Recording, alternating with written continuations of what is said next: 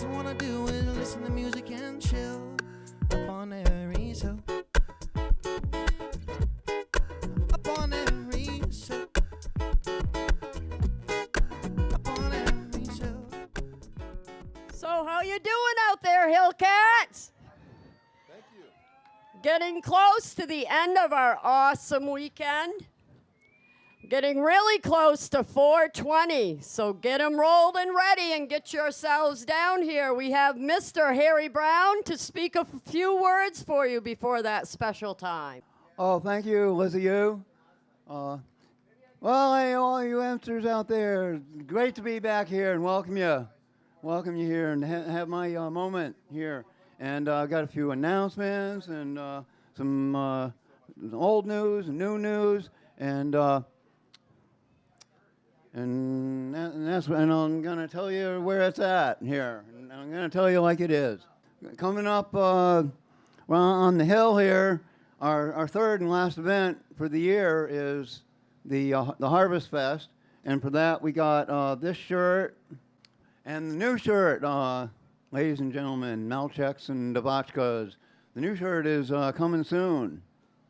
Yeah, you hear you hear a lot of things about, and the marijuana law reform movement is changing and developing every day, and we can count our little dairies fortunate to be inhabitants of the state of Maine. The state of Maine with the motto Dirigo, I lead. You know, cognito ergo sum. That means I think, therefore I am. And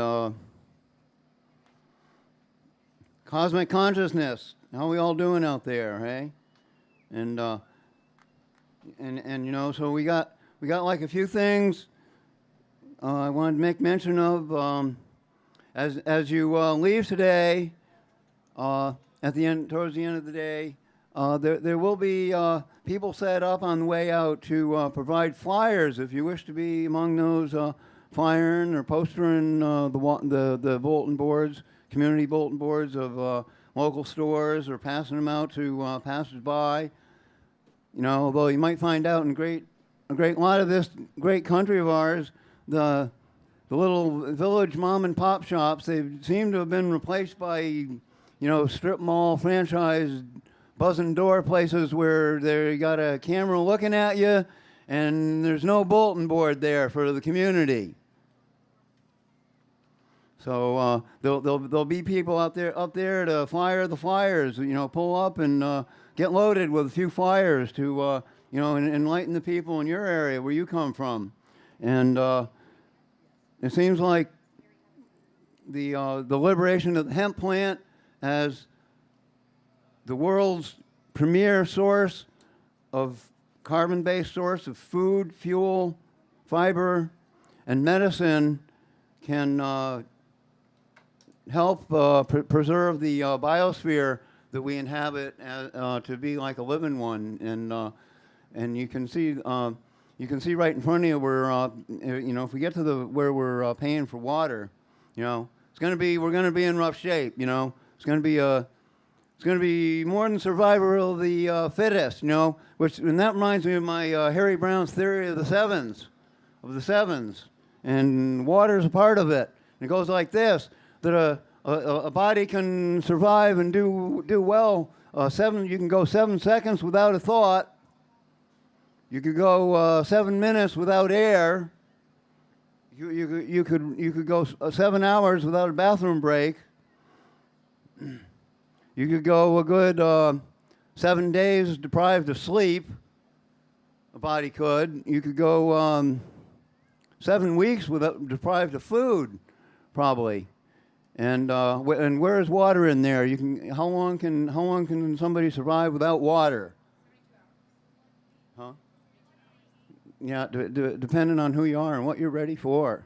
And I think it was Hillary that mentioned the far corner of the of this very farm that you're on, of the Skeeto Hill, is a 5-acre square owned by the Starks Water District, and they are and it's amazing and the town politics is to be resolved in court. And I just soon, and it's been like a really like reprehensible, underhanded scene. It was, and so in benefits of marijuana, I'm going to take up here from T.S. Eliot.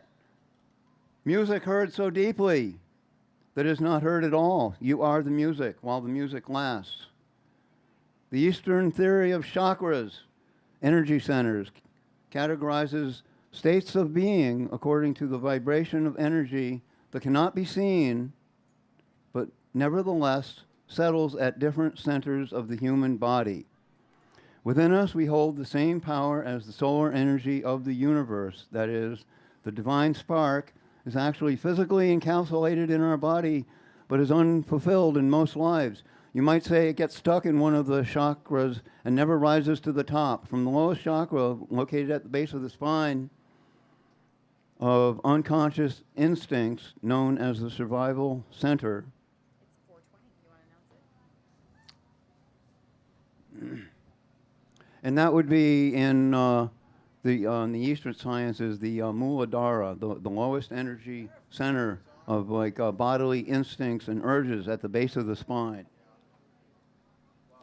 Let them know that it's 420. Hey, it's 420, you know. Ask your doctor. Ask my doctor. It's 420, everybody! Woo!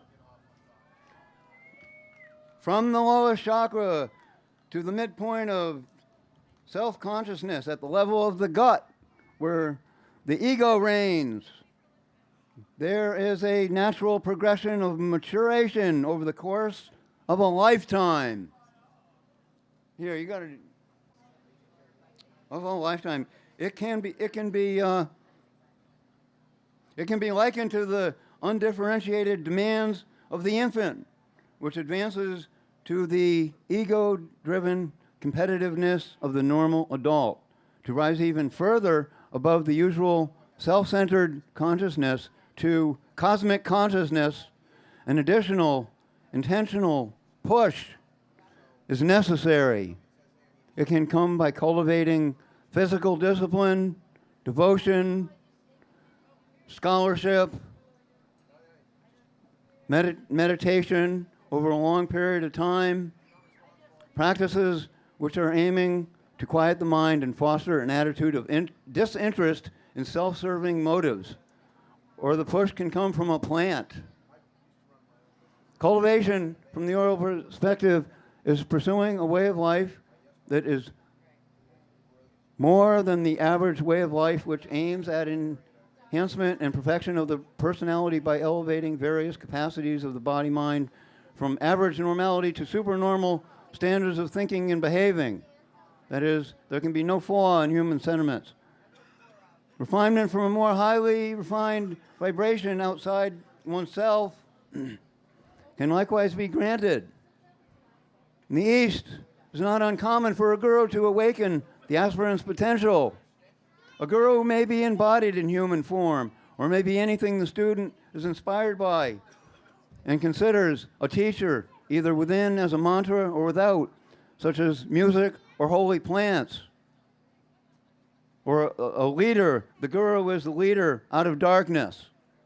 Although the methods of cultivation towards realizing supernormal consciousness have been more precisely defined in the East than anywhere else, understanding and utilizing the experience, as well as practices to apprehend it, are shared by all shamanic traditions. While marijuana often rises our inner spark of divine energy to levels of love and creativity, attainment of the highest level of being, cosmic consciousness, requires that a pureness of receptivity be in place. Over time and with intense cultivation of one's character and intentions and usefulness, marijuana can help us achieve enlightenment. It is only fitting in this age of pollution and plastic that the guru, to bless us with Shakti Pat, comes in the form of an ancient sun-loving plant that has as its most intrinsic attribute the power of consciousness raising. The word Shaktipat is a combination of Shakti, divine power, and Pat, inspired or awakened by the Guru. The irony of human affairs is that progress towards material pleasure simultaneously diminishes appreciation of the spirit. Modern science and business leave no room for God. That is, for the average man and woman, there no longer exists anything of meaning and value. Our modern techno mindset surely has been exemplary of a culture disinterested in metaphysics, prone instead to material pursuits. This has disintegrated into a deeply felt loss of authentic values and the consequent breakdown of social norms. Not to mention indebtedness and pollution.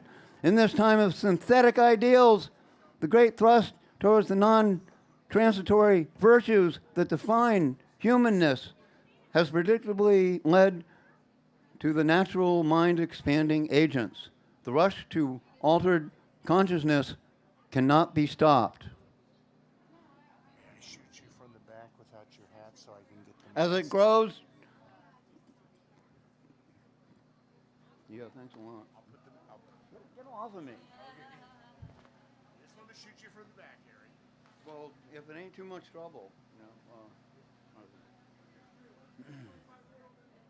Well, you can seeing is believing, but it ain't necessarily so. But you can get a lesson of life from that right there.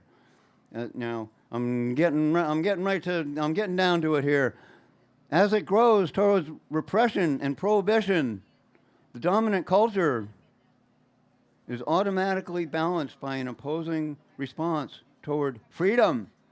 Yin and yang of life is a continuous mobile flux, working always for harmony. Necessity as the mother of invention has moved the impoverished collective of the youth, intelligentsia, the outlawed, and the alienated to ferret out ways to reawaken a sense of meaning to existence. No wonder then that marijuana, the most gentle and effective medicine for relieving chronic anxiety and awakening a profound awe in the wonder of it all, is ingratiating itself into the natural yearning for the mystical state of extreme wellness. Enlightenment can be viewed from a number of vantage points. Physiologically, it is the experience of no worry, of nowness, newness, and joy. Physiologically, the autonomic nervous system is operating in its most balanced state, allowing for full oxygenation of the organism. Psychically, it is the connectedness that allows for loving relationships, born of seeing beyond the surface, often accentuated by inability to sense through the constraints of space-time. Intellectually, it is the moment of revelation, intuition, and creativity. Spiritually, the mystic is in a state that transcends all programs. Since human consciousness cannot be posited along the continuum of subjective experience, we are able to move upward on the ladder of well-being with the aid of marijuana. We all know this very personal and individual enhancement as being high. And we all also know that we will never give it up.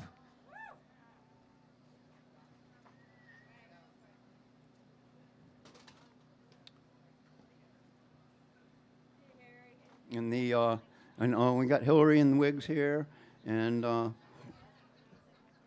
we're talking about what we're talking about dealing with the environment and the rapacious, unrepentant corporate greed of the petro-powered energy companies. Call them high-powered investment houses and energy companies.